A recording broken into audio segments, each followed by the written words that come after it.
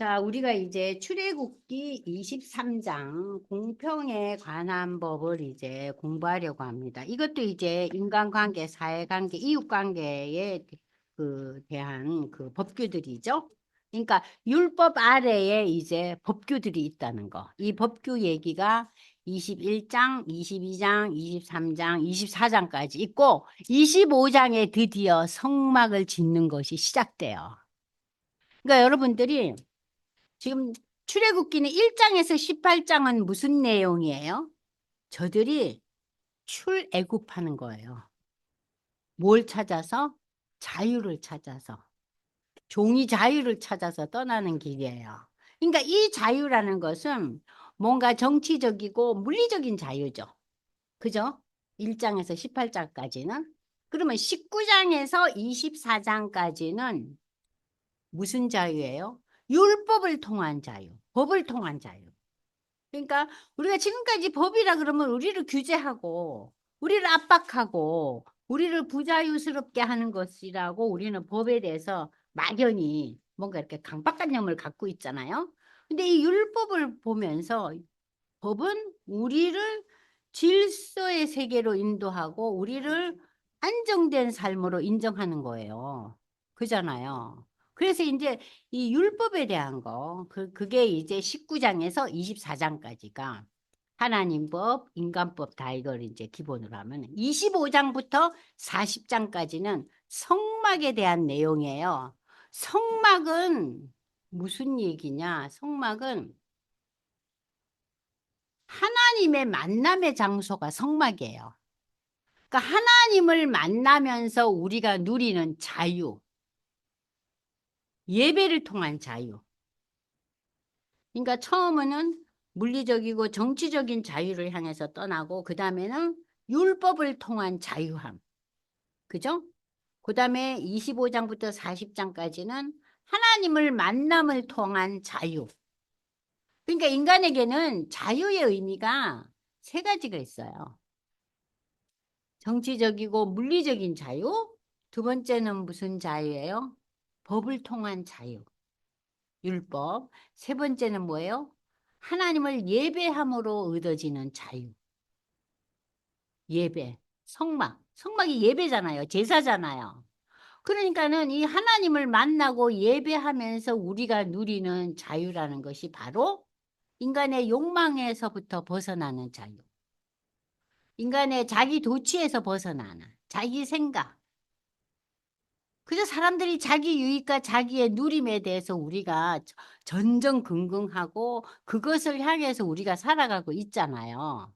그런데 예배를 통해서 그것과 멀어지는 거예요. 다른 말로 표현하면 세상과 멀어지는 거예요. 거기서 누리는 자유. 세 가지 자유 이제 이해되셨죠? 그죠? 예. 예, 물리적인 자유. 그 다음에 법을 통한 자유.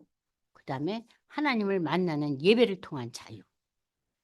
그게 지금 이 출애굽기의 전체적인 구조예요. 그러니까 출애굽기가 굉장히 중요한 본문이에요. 이 완성자가 누구예요? 예수님이란 이 완성자. 그래서 예수님은 구체적으로 물리적인, 정치적인 그러한 자유의 의미도 우리에게 주셨잖아요. 병든 자도 고쳐주고, 그죠?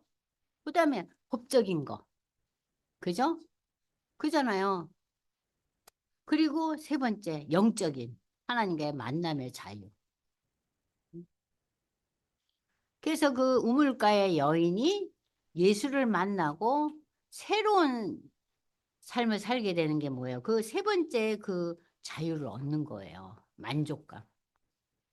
거기서 제일 이제 기억나는 게 남편이 없다 그러잖아요. 그 여자가 뭐라고 대답합니까? 나는 남편 없다고. 같이 사는 남자들은 많았지만 남편이 없다 그래요. 그 뭐냐면은 자기의 그 영적인 그 갈망, 만족감을 누리지 못한 거예요. 인생에 대해서. 그러니까 그 남자들은 다 자기에게 지나가는 행인들이야. 그래서 그 남편이 되는 대상이 예수라는 걸 우리에게 알려주잖아. 자, 그래서 우리는 이제 다음번에는 그 성막에 대한 거 배울 거예요. 이번에 성막 배우면서 여러분들이 굉장히 힘들어했던 여러 가지 막 그 성막에 세워지는 그 뭐 방법들 또는 뭐 이름들, 타이틀 어려운 거 많잖아요. 근데 그게 이제 조금 쉬워질 거예요. 그 의미들이. 자, 이제 읽겠습니다. 23장. 너는 거짓된 풍설. 풍설은 뭐예요? 거짓 소문. 소문들을 퍼뜨리지 말고. 카드라 통신이라 그러죠? 요즘은. 그죠? 누가 뭐라 하더라. 뭐라 카더라. 카드라 통신. 풍설을 퍼뜨리지 말며 악인과 연합하여 위증죄. 위증하는 증인이 되지 말며 다수를 따라 악을 행하지 말며. 이게 참 현대사회에서 문제죠. 다수가 지배하잖아요. 다수가 악을 행해도 우리는 다수를 따라가요. 그래야지 편하니까. 그죠? 근데 여기서 다수라도 악을 행하면 따르지 말며 송사도 다수를 따라 부당한 증언을 하지 말며 가난한 자, 세 번째는 조금 카테고리가 달라요. 가난한 자, 억눌린 자, 힘든 자, 못 가진 자, 없는 자의 송사라고 해도 그 사람 편에서 무조건 들어가지고 그 사람의 말에만 귀를 기울여서는 안 된다는 거예요. 무슨 얘기인지 아시겠죠? 응? 내가 만일 내 원수의 길 잃은 소나 나귀를 보거든 반드시 그 사람이에요. 원수 같은 상대방이라 할지라도 그 원수의 소나 나귀가 길을 잃고 헤매면 어떻게 주라고요? 예, 데려다 주라는 거예요. 네가 만일 너를 미워하는 자의 나귀가 짐을 싣고 엎드려짐을 보거든 그걸 버려두지 말고 그걸 도와 짐을 부릴지니라. 이 도덕과 윤리적인 차원을 얘기하고 있어요. 너는 가난한 자의 송사라고 정의를 굽게 하지 말며. 또 여기도 나와요. 가난한 자가 내가 이렇게 억울한 일을 당했다고 해서 일방적으로 그 가난한 자의 송사에만 귀를 기울여서는 안 된다는 거죠. 그죠? 거짓 일을 멀리하며 무죄한 자와 의로운 자를 죽이지 말라. 나는 악인을 의롭다 하지 아니하겠노라. 악인의 편을 들지 않겠다는 거죠. 너는 뇌물을 받지 말라. 뇌물을 받은 자의 눈은 어둡게 되고 의로운 자의 말을 굽게 하느니라. 뇌물. 아, 요새 현대사에서 제일 문제가 이 뇌물이죠. 그죠? 이 뇌물. 참 사람의 마음을 흔드는 게 뇌물이잖아요. 근데 이 뇌물을 뭐로 포장하죠? 선물. 그죠? 선물과 뇌물은 구별해야죠. 너는, 네, 너는 이방 나그네를 압제하지 말라. 아까 이방 나그네를 배려하라 그러잖아요. 과부와 고아의 그 어려움을 청종하라 그랬죠. 너희가 애굽 땅에서 나그네 되었은즉 나그네의 사정을 아느니라. 어머나 하나님께서 이 이스라엘 백성을 이방 땅에 나그네가 되게 하셔가지고 뭘 해요? 저들을 훈련시키신 거예요. 무엇으로? 하나님의 거룩한 백성으로.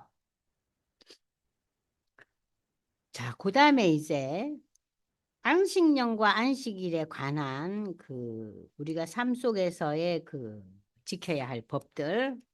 너는 6해 동안은 너의 땅에 파존하여 그 소산을 두고 일곱째는요 땅을 어떻게 돼요? 땅을 자유하게 해야 돼요. 근데 농사 짓는 분들이 그러잖아요. 땅을 계속해서 쓰면 땅이 말라버린다죠. 그죠? 흙이 마른데요. 그러니까 그 영양가가 번아웃이 되는 거예요. 그게 계속해서 농사를 지으면 쉬게 하는 시기를 두고 일곱째에는 갈지 말고 묵혀두어서 내 백성의 가난한 자들이 먹게 하라. 이것은 그거를 반드시 그 땅에 뭘 뿌려서라기보다는 예를 들면 그 땅에 벼를 심었어요. 밀을 심었어요. 그러면 그 땅에 벼와 밀을 심지 않고 그냥 두 서너 달 만에 어, 모종이 되고 다 되는 뭐 배추는 서너 달 만에 거두잖아요. 오이 같은 거. 그래서 그 길을 좀 쉬게 해주라는 거예요. 쉬게 해주라는 거예요. 그리고 그 남은 것은 들짐승이 먹으리라. 가난한 자들을 먹이고 들짐승을 먹이리라. 그러니까 하나님께서는 우리 어느 실정법에 이런 얘기가 나오겠어요? 들짐승을 먹여라. 가난한 자들을 먹이라. 너는 여섯 동안에 내 일을 하고 일곱째 날에는 쉬라. 내 소와 나귀도 쉬고 여종과 그 자식과 나그네도 숨을 돌리리라. 자, 엿새 동안 일을 하지만 일곱째 날에는 너만 쉴 게 아니라 네가 부리는 네 집안의 짐승들도 쉬게 하고 여종과 그들의 자식과 길거리 나그네도 쉼을 누릴 수 있도록 돌봐주라 이거야. 이게 참 놀라운 법 아니에요. 응? 내가 내게 이른 모든 일을 삼가 지키고 다른 신들의 이름을 부르지도 말며 내 입에서 들리게도 하지 말라. 이게 뭐예요? 다른 신에게 기도하지 말라는 거예요. 이름을 들먹이지 말라는 것은 기도하지 말라는 거예요. 응? 근데 어때요? 우리 예수 믿는 사람들도 입시철이 되면 어디 가요? 입시철이 되면 어디 가요? 점쟁이 찾아가요. 이번에 애가 어느 학교 가야지 붙겠어. 동쪽으로 가요? 서쪽으로 가요? 예? 근데 이게 구체적인 우리 적용이에요. 참 놀라운 일이죠. 자, 그러면서 이제 처음에 이렇게 이제 그 23장에 이제 우리의 삶의 그 한 부분에 대한 그 적용법이라면은 14절부터 지금 19절까지는요, 절기를 지키라는 얘기가 나와요. 이 세 절기는 여기서 네가 매년 세 번 내게 절기를, 세 번, 1년에 세 번, 무슨 절기? 무교병의 절기라는 것은 6월절이에요. 그 6월절을 쟤네들이 지키면서 무교병을 먹잖아요. 왜냐? 애굽을 떠날 때 발효할 시간이 없는 거예요. 그래서 빵을 발효 안 하면 빵이 딱딱하죠. 그 대신 이 딱딱한 빵은요, 빨리 상하질 않아요. 발효된 빵은 빨리 상해요. 그래서 그들이 만나를 먹을 때까지 그 딱딱한 빵을 먹었어요. 한 달 이상을 그걸 먹었다고요. 자, 무교병의 절기를 제일 먼저 지키라 그랬어요. 그래서 저들에게 가장 중요한 절기가 뭐예요? 6월절이에요. 자, 아비벌은 유대인들의 정월달이라 그랬죠. 근데 그 태양력으로는 3월에서 4월 사이라 그랬어요. 이래 동안 무교병을 먹을지니 이는 그 달에 내가 애굽에서 나왔습니다. 빈손으로 내 앞에 나오지 마라. 하나님께 예물을 드리라는 거겠죠. 자, 그러면은 이 무교병의 절기에 대해서 여러분들이 한번 보겠어요. 6월절 이 아비벌 14일 다음 날 3월 14일에서 15일 7일 동안 발효되지 않은 무교병을 먹으면서 여러분 프린트 보세요. 32페이지인가요? 30페이지 넘었. 예. 자, 그러면은 이 무교병의 절기라는 것은 결국은 이 무교병을 먹으면서 출애굽이 뭐냐? 노예에서 저희들을 자유케 하는 구원을 일으킨 날이에요. 그래서 출애굽의 구원을 기념하고 기념이라는 것은요. 기억하는 거예요. 하나님께 감사하는 절. 출애굽의 구원을 기념하고 하나님께 감사하는 절기인데 종살이하던 애굽에서 구원받은 것과 애굽에서 급히 나온 이스라엘 백성들의 그 고난을 기념하는 절기죠. 저들은 출애굽 당시 너무 황급하게 떠나오느라 누룩으로 발효할 시킬 시간이 없어서 누룩 없는 떡을 준비해서 먹는데 이때 집안에 누룩이라고는 다 없애라 그랬어요. 그래서 누룩이 있는 떡을 먹으면 그것도 죽인다고 그랬어요. 만일 유교병을 먹으면 백성 중에서 끊어지는 벌을 받았다. 하나님 앞에서 불결하고 거룩하지 못하기 때문에 한 주 동안 누룩을 집에서 없애야 했다. 그러니까 여러분들이 유대인들이 가장 귀하게 여기는 절기가 6월절이에요. 하나님이 우리를 종살이에서 자유케 하게 하고 하나님의 약속의 땅으로 인도한 이 유월절을 너희들이 반드시 기념하라. 그 다음에 이제 저들이 기념하는 것이 우리가 흔히 얘기하는 오순절이에요. 오순절은 6월절이 지난 날부터 50일째 되는 날이라 오순절이라 그래요. 그래서 이 오순절은 맥추절이라고 하는데 이 맥은요 보리맥자예요. 보리를 추수하는 때예요. 그 시기가.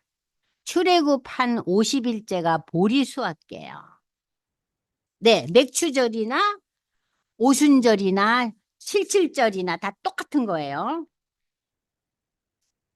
맥추절을 지키라. 이는 내가 수고하여 밭에 뿌린 것의 첫 열매를 거두미니라. 그리고 이제 수장절이 나와요. 수장절은 이제 장막절이라기도 하고 이 추수감사절에 해당하는 거예요. 그래서 이 맥추절은 그럼 과연 뭐냐?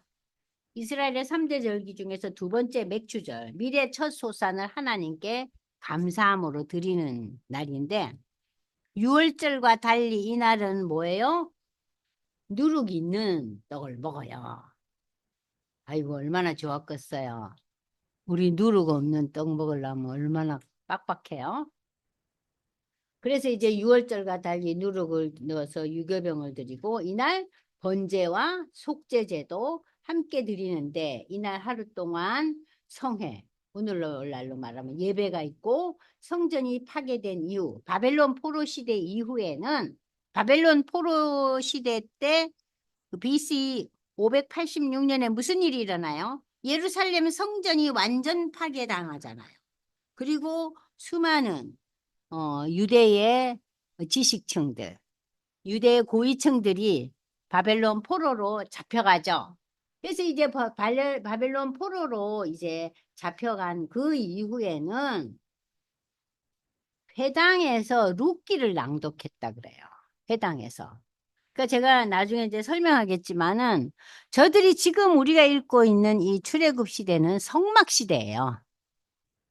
그러면 성막 시대가 지나고 난 뒤에 이스라엘의 역사는 뭐가 이루어져요?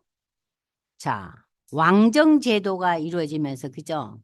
물론 이제 그 이스라엘의 역사를 보면은 여러분들이 그러니까 출애굽하고 난 뒤에 가나안에 들어가서 저들이 다시 또 잡신을 섬기잖아요. 그 시대가 무슨 시대예요? 사사 시대잖아요. 예? 사사 350년 시대를 지나면서 사무엘 시대 때 왕정 제도가 시작되잖아요. 그죠? 그래서 이제 사울, 다윗, 솔로몬을 이어지면서 솔로몬이 성전을 짓잖아요. 그러면서 성막 시대에서 성전 시대로 넘어가는 거예요. 그런데 이 성전이 BC 586년에 완전히 망가지잖아요. 그러면서 이 성전 시대에서 무슨 시대가 도래하느냐? 회당. 유대인들이 이제 이 회당에 모여서 자기들이 그렇게 귀히 여기는 하나님의 말씀을 읽고 묵상하고 나누는 거예요. 그게 회당 시대예요. 그러고 난 뒤에 이제 저들이 이제 다시 예수님이 오셨을 때가 예수는 뭐라 그래요? 내가 성전이라 그러잖아요. 내가 성전. 그죠? 그리고 너희가 성전이라 그러잖아요. 왜냐? 성령 강림 이후에 야, 성령이 거하는 전 네가 바로 성전이야 그러잖아요. 예수님이 그러고 바울 사도가 고린도전서 3장 16절에서 네가 바로 성전이라 그러죠. 그죠? 그러고 난 뒤에 계시록에 와서 하나님과 하나님의 백성들이 함께 있는 그곳이 성전이 돼요. 앞으로 새하늘과 새 땅에서. 그래서 제가 성막을 설명할 때 그러니까는 전체적인 흐름을 다시 얘기할 거예요. 그때 다시 또 듣지만 계속 들어야지 여러분들이 기억을 하니까. 첫 번째 그러면은 그 하나님의 그러니까는 교회에 대한 첫 번째 그 타입, 그 밑그림이 어디에서 시작됐냐면은 노아의 방주예요. 방주에 들어간 자들이 어떻게 됐어요? 구원을 받잖아요. 그래서 노아의 방주는 구원을 상징해요. 그 다음에 만들어진 게 성막이에요. 성막을 통해서 이스라엘 백성들이 제사를 드려요. 그래서 제용서함을 받고 하나님과의 관계를 맺기 시작하는 거잖아요. 예배하고 제사하면서. 그러나 이 성막의 시대가 성전의 시대로 되죠. 그죠? 임지사님 이해되시죠? 그리고 이 성전의 시대가 성전이 망가지고 난 뒤에 유대인들이 가는 곳마다 회당을 세우는 거예요. 지금도 회당이 있잖아요. 뉴욕에 가면. 회당. 그 이들은 예수를 안 믿기 때문에 회당에서 만나는 거예요. 예수 믿는 자들은 어디에서 만나요? 교회에서 만나. 이 교회가 성전이 된 거예요. 그러니까 예수님이 성전이고 성도가 성전이고 그러면서 초대교회에 사도행전 2장 3장에 성령의 강림하면서 예루살렘 교회가 폭발적인 성장을 하죠. 그러면서 전 세계에 기독교가 밀려 들어가잖아요. 로마가 기독교화되고 말이죠. 그래서 교회 시대가 되는 거예요. 그래서 성막에 이제 이렇게 발전하는 거예요. 아시겠죠?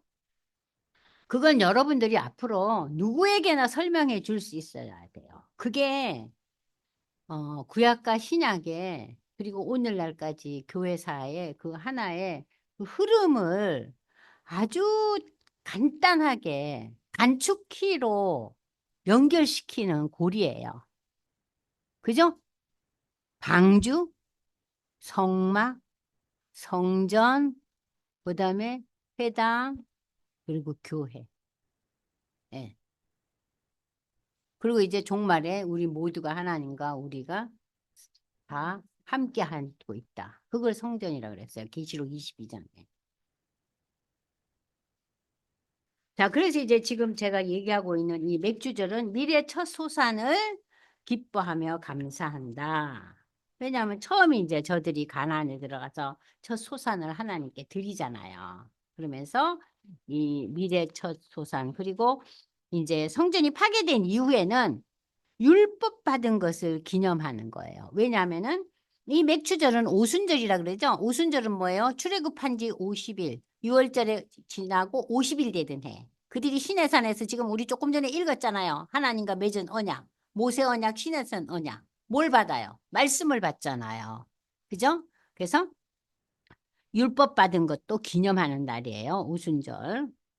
그리고 이제 신약에 와서는 이 오순절이 성령 강림일이에요. 기억나시죠? 사도행전 2장. 네. 오순절의 이름에 모인 사람들이 불의 혀같이 응? 불이 임하는 거예요. 성령 강림. 자, 그 다음에 이제 나타난 게 수장절이에요. 수장절. 여기서 보면은 수장절을 지키라. 수장절은요. 여러분들이 쉽게 무교절의 절기는 6월절이라고 옆에 써놓으시고 맥추절은 오순절이라고 써놓으세요. 그리고 수장절은 뭐라고 써놓느냐? 수장절은 추수감사절. 쉽게 이해되시죠? 6월절, 오순절, 추수감사절. 이것이 이스라엘의 3대 절기인데 이 3대 절기에 너희들이 모든 남자는 매년 3번씩 주 여호와께 보일지라. 이건 뭐예요? 하나님 앞에 나와서 쓰라는 거예요. 예배하라는 거예요. 제사하라는 거예요. 그러니까 이 제사의 의미가 신약에 와서 예배가 되는 거예요. 너는 내 제물의 피를 유교병과 함께 드리지 말며 내 절기 제물의 기름을 아침까지 남겨두지 말지니라. 내 토지에서 처음 거둔 열매 가장 좋은 것을 가져다가 너의 하나님 여호와의 전에 드릴지니라. 그러면서 여기 나옵니다. 너는 염소 새끼를 그 어미의 점으로 젖으로 삼지 말지니라. 염소 새끼를 잡을 때 그 염소의 어미의 젖 우유에다가 삶지 말라. 이건 너무나 과혹한 것이다. 이게 무슨 소린가 싶어요? 왜냐하면은 이것도 시대적인 상황이에요. 당시 가나안 사람들은 뭐 특별한 요리를 하면은 주술적인 의미를 부여했대요. 주술적인 의미. 그래서 이 염소 새끼를 지가 난 어미의 젖에 삶는 것은 생명의 존엄성을 무시하는 잔인한 행위인데 주술적으로 여기다 의미를 부여해서 그 시대는 그 애미 젖에다가 삶고 그랬나 봐요. 그러니까 이것을 하지 말라 그런 거예요. 어? 나는 주술적인 의미를 부여하는 그런 신이 아니라는 거죠. 어? 그래서 여러분들이 신명기 14장 21절을 한번 읽겠습니다. 신명기 14장 21절.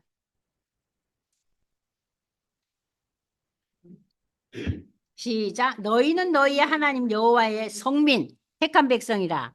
스스로 죽은 모든 것을 먹지 말라. 그리고 그것 먹지 말고 그것을 성중에 거류하는 객에게도 주어 먹게 하거나 이방인에게도 팔지 마라. 내가 못 먹는 거 남한테도 팔지 말라는 얘기죠. 너는 염소 새끼를 그 어미의 젖에 삼지 말라. 가혹행위다 이거야. 응? 그 어미는 살아 있잖아요. 예? 근데 살아 있는 그 애미의 젖을 짜가지고 그 젖에다가 이 새끼를 삶아 먹는 거. 이런 짓 하지 말라. 근데 이방에서 이런 일을 이방 세계에서는 여기에다 특별한 주술적인 의미를 부여해서 그렇게 했다고 그래요. 그러니까 이방 나라에 그러니까 잡신을 섬기는 사람들의 뭐 그런 행위들을 너희들은 하지 말라. 그러니까 이방 문화에 동화되지 말란 얘기겠죠? 그죠? 이방의 문화에 생명 존엄성을 무시하는 거다. 그런 의미를 가지고 있어요. 내가 사자를 내 앞서 보내 길에서 너희를 보아야 나를 내가 예비한 곳에 이르게 하리니 사자 하나님의 사자를 너희는 상과 그 목소리 청종하고 그를 노엽게 하지 말라. 그가 너희의 허물을 용서하지 아니할 것은 내 이름이 그에게 있습니다.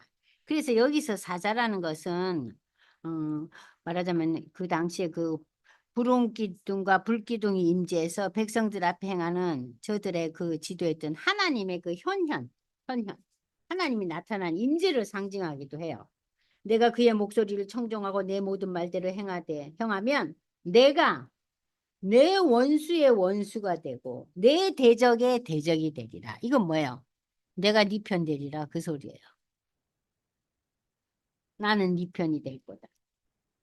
내 사자가 내 앞서 가서 너를 아모리, 헷, 브리스, 가나안 사람, 히 사람, 여부리스 사람은 누구예요? 지금 그 당시에 현재 가나안에 입주하고 살던 말하자면은 토착민들이죠. 그 토착민들을 다 내가 정리정돈하겠다는 거예요. 하나님이 누구가 거기 들어오니까 토착민들을 내쫓아야 니네가 살 수 있을 거 아니냐. 그 얘기예요. 이 이스라엘 백성들이 걱정 안 했겠어요? 어머니야, 글로 가려는데 거기 살던 사람은 어쩌라고. 우리는 아무 훈련도 받지 못하고 우리는 물론 하나님의 이 십계명을 받은 선택된 백성이긴 하지만 우리가 무슨 왕이 있나, 무슨 신하가 있나, 우리 아무것도 없는데 있는 거라고는 우리는 대제사장, 그리고 모세, 하나님을 예배하는 거, 그거밖에 우리는 가진 게 없는데.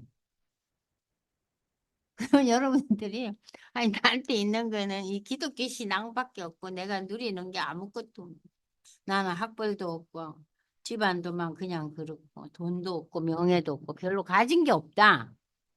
근데 하나님이 나를 쓰시겠다네. 아니 무슨 뚱딴지 같은 소리요. 내가 아무것도 가진 게 없는데. 지금 이 이스라엘 백성들이 그렇게 한편으로는 염려 근심이 많은 사람들이에요. 응?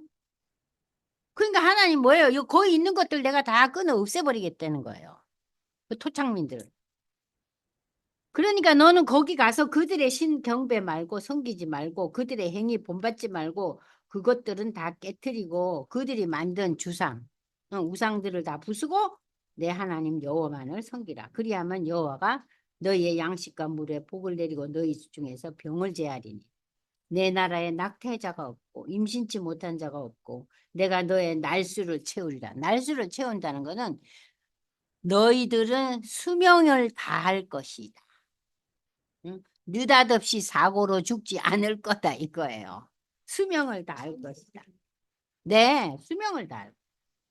내가 내 힘을 내 앞서 보내어 내가 이를 곳에 너 모든 백성을 물리치고 내 모든 원수들이 내게 등을 돌려 도망가게 만들고 내가 왕벌을 내 앞에 보내리. 이 왕벌이 뭐예요? 그 벌이 히위 족속, 가나안 족속, 이 가나안의 토착민들을 다 쫓아내. 이 왕벌이라는 것은 하나님께서 지금까지 가나안으로 인도하면서 이스라엘 백성들에게 여러 가지 이적을 보여주셨죠. 그 10가지 이적도 있었죠.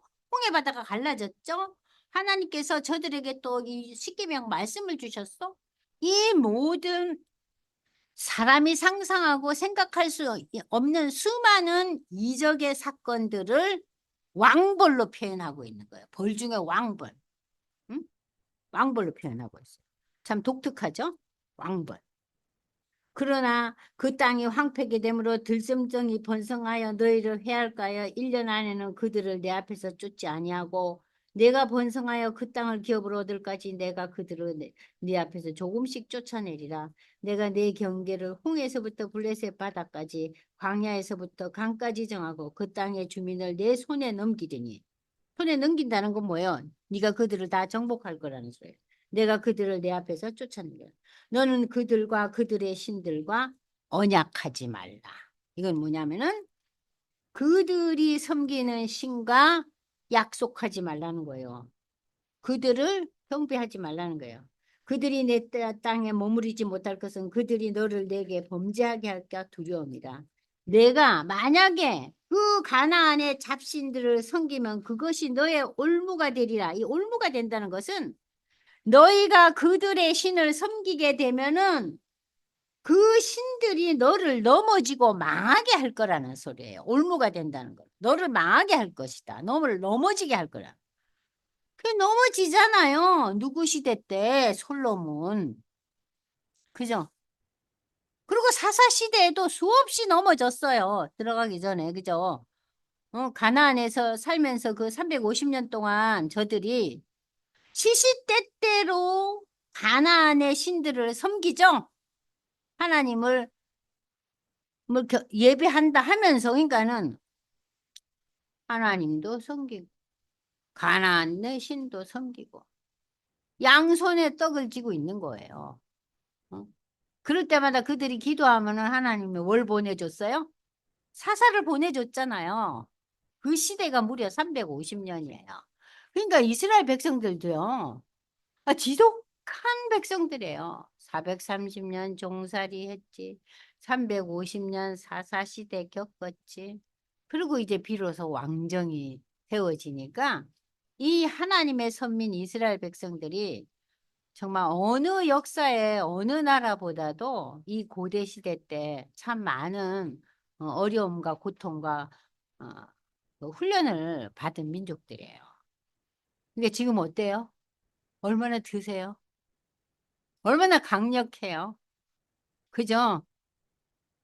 너무 강력해서 지구상의 모든 사람들이 이스라엘 하면 하잖아요.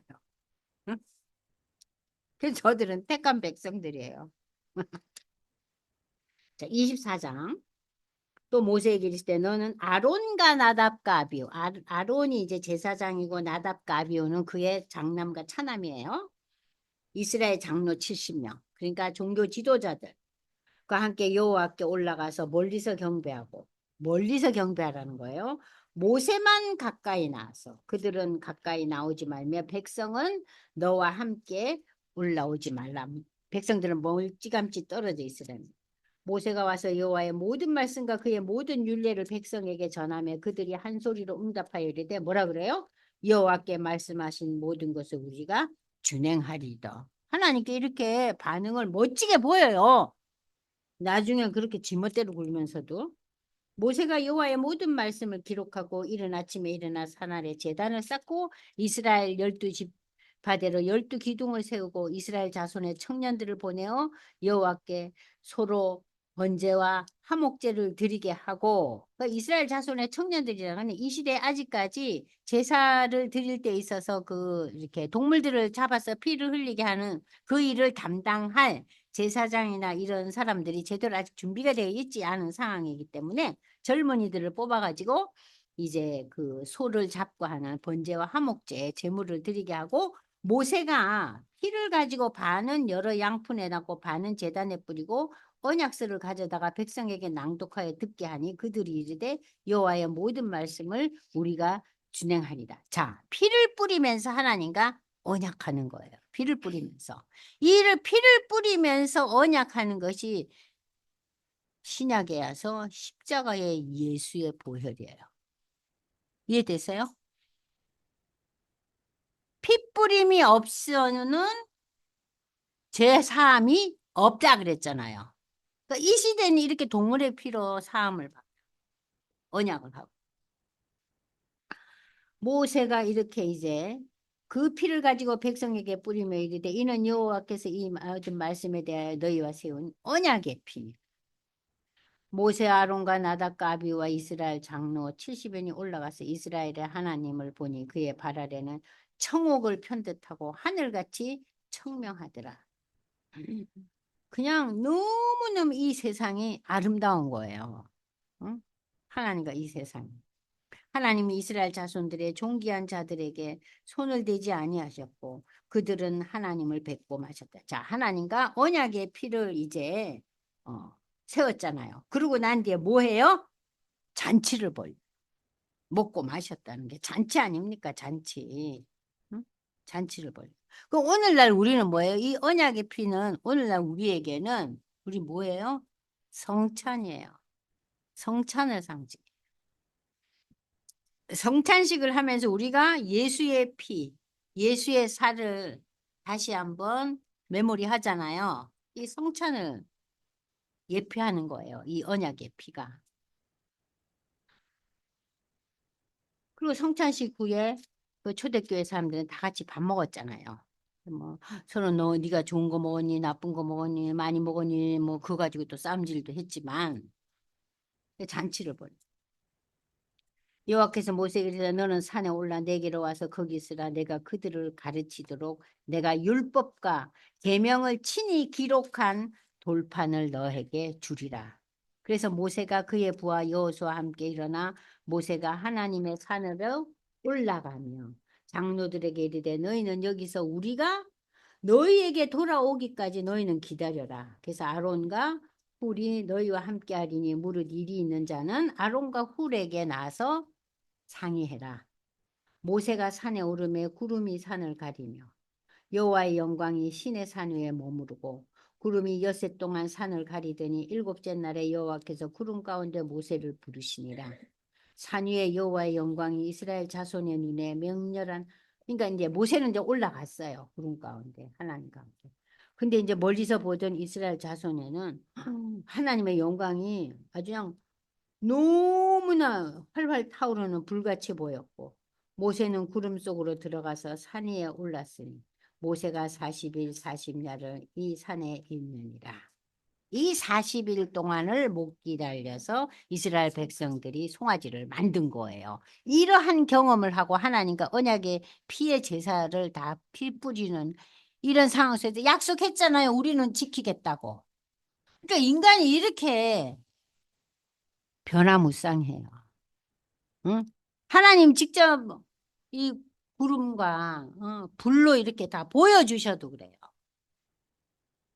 참 인간이 이렇다니까요.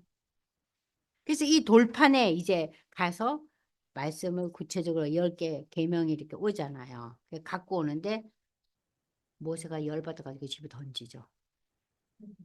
던지잖아요. 그래도 이 돌판을 다시 받잖아.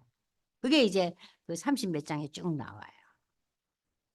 그러니까 이스라엘 백성들도요. 참 하나님의 선택된 백성인데 우리가 마지막으로 신명기 7장 7절을 한번 찾아보겠습니다. 신명기 7장 7절. 참 이게 독특한 표현이에요. 여호와께서 너희를 기뻐하시고 너희를 택하심은 너희가 다른 민족보다 수효가 많기 때문이 아니니라. 너희는 오히려 모든 민족 중에 가장 작으니라. 너희가 가장 미약한 민족이었다는 거예요. 그러나 하나님께서 너희를 택해서 거룩한 백성 되게 하겠다는 거예요. 그러니까 그 거룩한 백성 이스라엘이 돌아올 때 예수님이 다시 오셔요. 그 예수의 재림날 이 무슨 일이 일어나냐. 이스라엘 백성들이 호산나 찬양하는 거예요. 예. 그래서 그 초대교회의 기도가 뭐였어요? 예수님 어서 오세요. 응? 마라나타가 그거잖아요. 예수님 어서 좀 오세요. 어서 오세요. 근데 지금 유대인들이 많이 좀 돌아는 오고 있지만 아직까지는 아니죠. 지금 중동 사태가 엉망이잖아요. 음, 음. 그때가 언제일지. 자, 오늘 우리가 막 21장부터 24장까지 막 빨리빨리 나갔는데 좀 이해가 되셨어요? 이현우 권사님 재밌게 들으셨나요? 네. 네. 하여튼간에 이 출애굽기를 읽으면서 참 여러분들이 지금까지 알지 못했던 그 비하인드 스토리 또 비하인드 미닝을 많이 좀 발견하시고 그것이 십자가의 예수와 어떻게 연결되고 오늘의 우리의 신앙과 어떻게 연결됐는지 잘 정리가 돼서 출애굽기 끝날 때 좀 마음이 기뻐졌으면 좋겠네요. 기도하겠습니다. 하나님 아버지, 오늘 저희가 십계명을 받고 난 이후에 하나님이 십계명을 바탕으로 한 사회의 여러 가지 규범들, 법에 대한 적용을 우리가 살펴보았습니다. 결국 하나님의 계명은 이웃에 대한 사랑과 배려함과 더불어 무엇보다도 하나님을 섬기라는 그 법을 가장 마지막에 다시 한번 주시면서 이 이스라엘 백성들의 출애굽 여정을 함께 하고 있습니다. 우리에게도 이런 여러 가지 규범과 법을 가르쳐 주시면서 결국 우리의 마지막 그 고백은 예수는 나의 주요, 나의 그리스도라는 이 신앙 고백과 함께 우리의 믿음이 내용이 담긴 순종이 담긴 믿음이 될 수 있도록 하나님 축복해 주시옵소서. 오늘도 우리에게 출애굽기를 통해서 말씀하신 하나님을 찬양하며 예수님의 이름으로 기도드리옵나이다. 아멘. 수고하셨습니다.